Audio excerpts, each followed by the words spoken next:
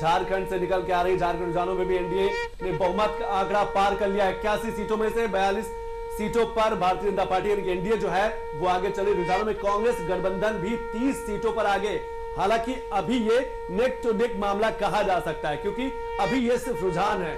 जब रुझान परिणामों में बदलेंगे तो एक बड़ा अंतर देखने को मिल सकता है। लेकिन अभी झारखंड से जो एनडीए है वो 42 सीटों पर आगे चल, यानी कि क्या 81 सीटें जो मैजिक नंबर है 42 सीटों को बहुमत का आंकड़ा वो झारखंड में भारतीय जनता पार्टी ने पा लिया है, यानी कि एनडीए ने पा लिया है। लेकिन विजय जी, जिस तरीके से भट्ट साहब कह रहे हैं कि जब हम कुंदरकी की बात करते हैं, सीसमो की बात करते हैं, लेकिन हम आपसे महाराष्ट्र से जुड़े सवाल करना चाहेंगे, क्योंकि महाराष्ट्र को लेकर जिस तरीके से दोहरा शतक महायुति ने लगा लिया है, क्या महाविकास अघाड़ी के अस्तित्व पे ही प्रश्नवाचक चिन्ह लग जाएगा अगर ऐसा ही रहा तो, जिस तरीके से एक प्रचंड जीत की तरफ महायुति बढ़ रही है?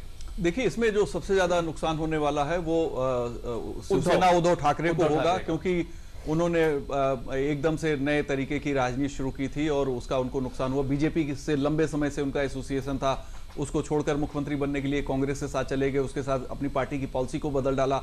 संजय राउत के जो बड़बोले बयान हैं, आक्रामकता उनकी जो है वो इसके लिए बहुत जिम्मेदार है। लेकिन जो कांग्रेस की लीडरशिप है उस पे भी सवाल है, क्योंकि कांग्रेस का फोकस वायनाड पे ज्यादा रहा है और महाराष्ट्र हो, झारखंड हो, उत्तर प्रदेश हो, यहाँ पे उनका फोकस उस तरीके से नहीं था। एक विनिंग सीट पर उन्होंने ज्यादा ताकत झोंकी है। तो जो स्ट्रेटजिस्ट हैं कांग्रेस के, उनके ऊपर सवाल खड़ा होगा। शिवसेना उद्धव ठाकरे की पॉलिसी को लेके और उद्धव ठाकरे की लीडरशिप को लेके सवाल उठेगा। और साथ में ये जो उत्तर प्रदेश में जिस तरीके से कांग्रेस और सपा के बीच में तालमेल रहते हुए भी, क्योंकि कांग्रेस में गई थी चारुकैन जिनको खैर से टिकट दिया सपा ने, गाजियाबाद में जो प्रत्याशी हैं वो भी कांग्रेस से ही आए थे, तो कांग्रेस ने उस तरीके से एफर्ट नहीं किया। राज्य के उपचुनाव में महाराष्ट्र में उस तरीके से एफर्ट नहीं किया स्टेट लीडरशिप को। आप देखिए, तावड़े पे जो आरोप लगाए वो भी हमें लगता है बैक फायर कर गया। जिस तरीके से सिद्धिविनायक मंदिर को वक्फ की प्रॉपर्टी घोषित करने की कोशिश हुई, उसका भी इंपैक्ट दिखाई देता है इसमें। और जो डेवलपमेंट के कोर इश्यूज थे, देखिए पानी को लेकर जिस तरीके से केंद्र सरकार ने हर घर नल योजना शुरू की है, महाराष्ट्र की सियासत पर इसका असर होना तय था, क्योंकि पानी वहां की राजनीति के नैरेटिव को हमेशा से बदलती रही है, चाहे वो किसानों के लिए पानी हो, चाहे पेयजल की बात हो।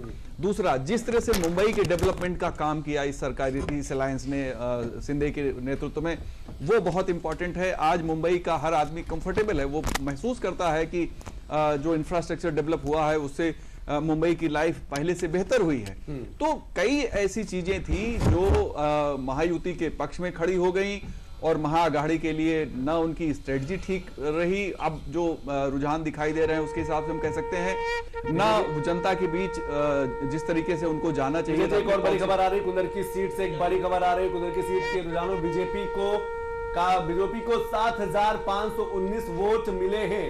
7,519 वोट मिले हैं बीजेपी को कुंदरकी सीट से। कुंदरकी सीट से शुरुआती मतगणना में सपा को 857 वोट मिले हैं और ये कुंदरकी पर बीजेपी को 6,662 वोट से बीजेपी जो है वो आगे एक बड़े मार्जिन की तरफ जो है भारतीय जनता पार्टी बढ़ रही है। कुंदरकी कहा जा सकता है कि अप्रत्याशित परिणाम यहां से आ सकते हैं, क्योंकि कुंदरकी की हम जब भी बात करते हैं तो माना जाता है कि समाजवादी पार्टी के गढ़ है, मुस्लिम बहुल इलाका है, और ऐसे में अगर वहां बीजेपी जो है 6,662 वोट से आगे चल रही है तो एक बड़ा अंतर, भट्ट साहब एक बड़ा अंतर देख पा रहे हैं कुंदरकी जैसी सीट पे।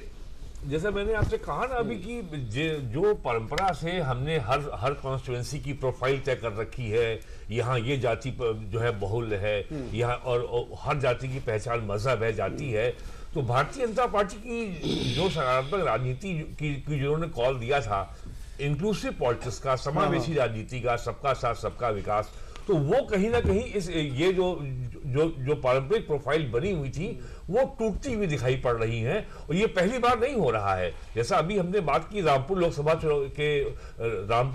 रामपुर विधानसभा के उपचुनावों में ऐसा हो चुका है, और यदि सीसामऊ और कुंदरकी में भारतीय जनता पार्टी का उम्मीदवार विजयी होता है तो इसका निश्चित तौर पे एक नया संदेश जाएगा, और जो हम बहुत ही नैरो एक बहुत ही संकीर्ण तरीके से